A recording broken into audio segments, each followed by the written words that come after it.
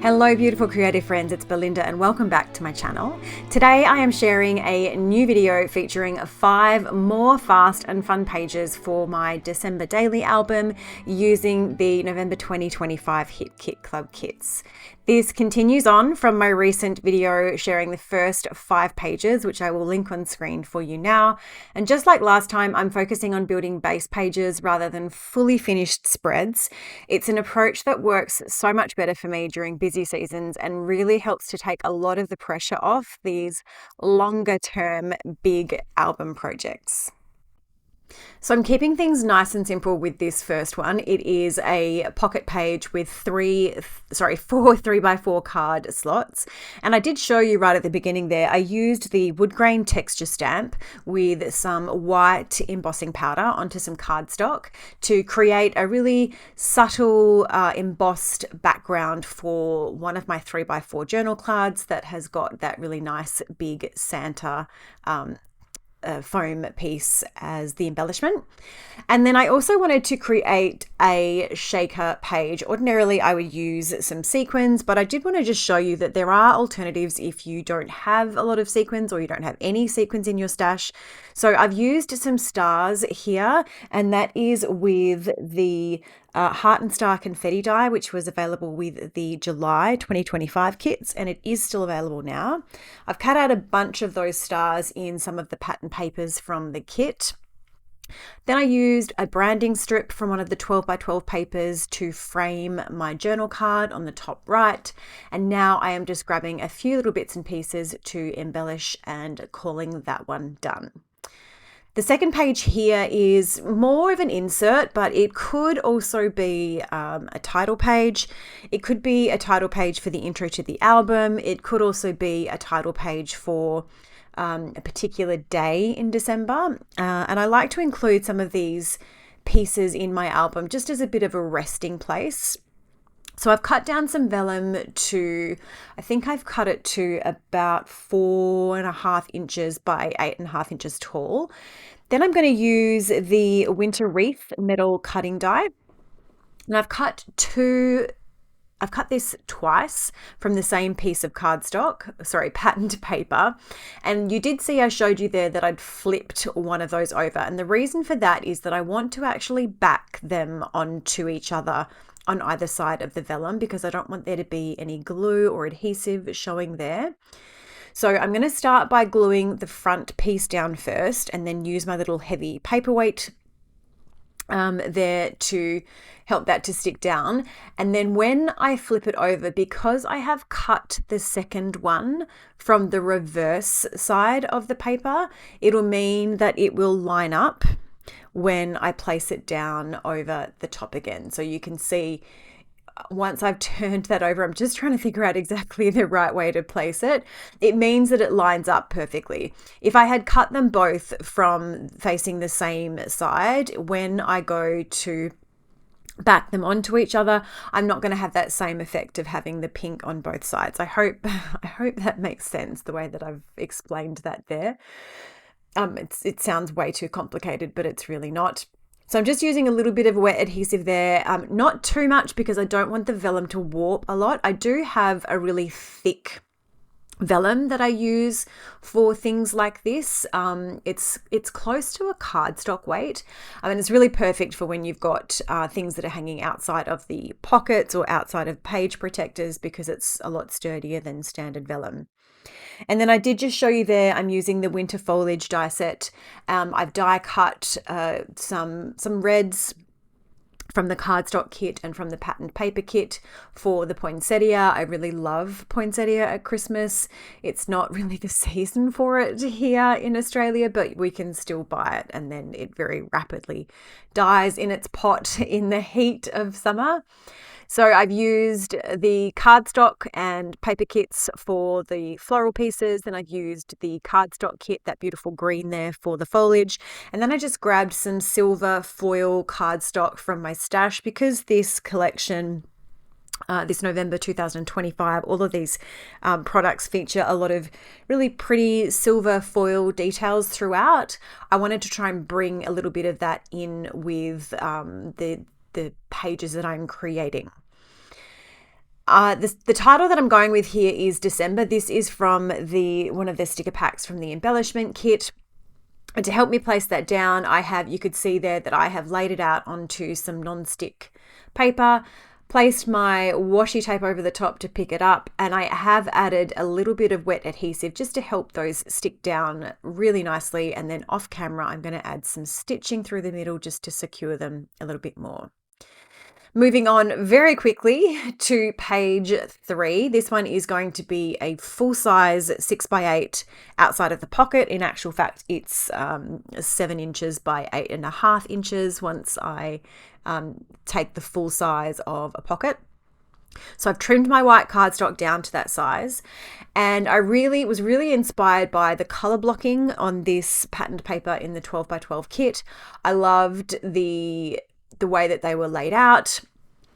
I thought it was a really fun way to block these colors, and I wanted to replicate it in a smaller format and turn them into little pockets where I can tuck some tags or photos or something like that in. So I've prepped by trimming them down vertically, and I haven't taken anything off horizontally. So those color block strips are the same size as they were on the 12x12 paper. But what I'm going to do is I'm going to layer them on top of each other so that they will fit onto an 8.5 inch page. That pink piece is just going to be adhered straight down to the top. So I've used my tape runner to just place that down first of all. Then I'm going to lay out each of these different color blocks. I'm not measuring it, which is very unusual for me. I'm just eyeballing it, and I'm using my pencil to make a little mark at where the bottom of each of those colored strips is going to go. Then I'm going to lay them down one by one, and I made a mistake here. I thought I was going to start from the bottom moving up, but in actual fact I need to start from the top moving down. So one by one I'm going to line them up with that pencil mark, take it over to my sewing machine, and then just run a line of stitching down the bottom only. So essentially what I've got is I've got the top piece stitched. I did that off camera first. I've just stitched a line across the top, and then I'm just stitching the bottom of each of these colored blocks down. So right now they're kind of just flapping around freely, just adhered to the bottom. You can see there that last green strip is a little bit thinner. It's not quite as deep, but that's totally fine. Once you put the tags in, the spacing of these pockets works out pretty well perfectly. So once I've got them all stitched down just with the bottom parts, I'm going to trim off all of my loose bits of thread. Then I'm going to put it back into my sewing machine, and I'm not going to include this bit on camera, and I'm going to stitch all the way around the outside, including adding some stitching there for where the whole pieces have gone. And what that has done now is it has sealed off each of those pockets. It sounds more complicated than it is. It's actually really easy, really fast, and really straightforward to create these pockets. And grabbing the title Festive and Fun and that cute little Christmas tree chipboard piece as some embellishing, and that's it. That one's done and ready for, it could be documenting some Christmas movies that we watched. I don't know. Page 4, we're back onto another pocket page, and I absolutely loved these sort of faux stitched journal cards that were on the 12x12 patterned paper in the kit. And I sat down in front of the TV one night with some really beautiful silver glittery thread, and I actually hand stitched around that little Santa using the faux stitching lines as guides for my stitching holes. I'm going to keep this page super, super, super simple because I really want to get these base pages done as fast as I can so that I can complete this album without it dragging too much further into the new year. So I'm just creating a little space for some journaling here on a white, just onto some white cardstock, which I've trimmed down to 3x4. You can see that I've added some stitching on 3 sides in a really pretty pink that coordinates with the pink of that patterned paper. And I have cut that out using the fancy border die from the November 2025 kits. Trimmed it down and then added a line of silver stitching across the top. Actually, it was a double, I think it was a single line and then a little zigzag line.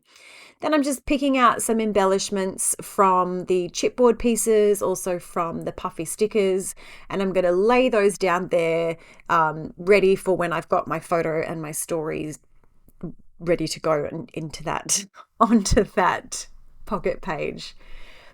So here we are. This is page number 5, the last page, and I think this might actually be my favorite page.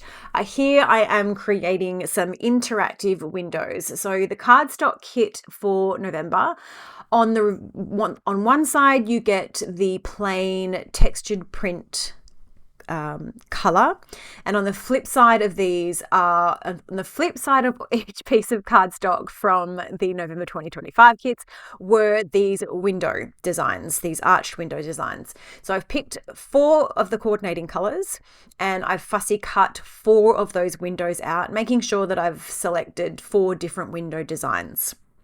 You can see there I've prepped my background with some white cardstock. I used the branding strip from one of the papers from the cardstock collection. And then because I want these to be interactive and I want them to open out, but there's really not a lot for it to hold on to, I've reached into my trusty vellum stash again, and I'm just creating some little folded vellum pieces that are roughly the same size as each of the windows. Then I'm going to take some tape runner. I'm going to apply it to the back of each of the windows, adhere them down to those folded vellum pieces, making sure that I'm lining up the left-hand side of the window with the fold line on the vellum. Once I've done that, I'm going to take my scissors and just fussy cut around, using my little score board to score the little piece at the bottom of the window that's going to be folding on itself once it's all adhered down. That'll make sense a little bit later. Then I'm going to take my scissors and I'm going to fussy cut around that vellum. I've grabbed some ribbon from my stash and just stitched that down onto one side of each of those windows, just to give a bit of an indication that there is something that you can interact with there. Also to give it a little bit of stability so that there's something to hold on to and that paper doesn't get sort of torn or worn away as it gets played with by most likely my kids. I'm going to lay all of those down and then finish off with a whole bunch of different embellishments that I've pulled from the foam stickers, the puffy stickers, the die cut packs, and the chipboard packs. And then that will be that page all done. So I really hope that this video has helped you find some inspiration or encouragement if you are still working on your December album right now in January, or even if you come back to watch this one later next year when we are ready to start documenting Christmas for 2026. If you would like to check out the Hip Kit Club, you can use my affiliate link and my discount code Belinda Jane, which gives you 10% off your first order. If you do decide to subscribe to the Hip Kit Club, they offer exclusive kits, monthly project sheets for international subscribers. Their bi-monthly shipping option is just such a fantastic way to get these kits. If you have enjoyed this video, I would love if you could like, comment, and subscribe. Your support truly means so much to me, and it helps me to continue sharing my creative process here with you. I will leave it there for now and say thank you so much for watching, and I hope you have a great day.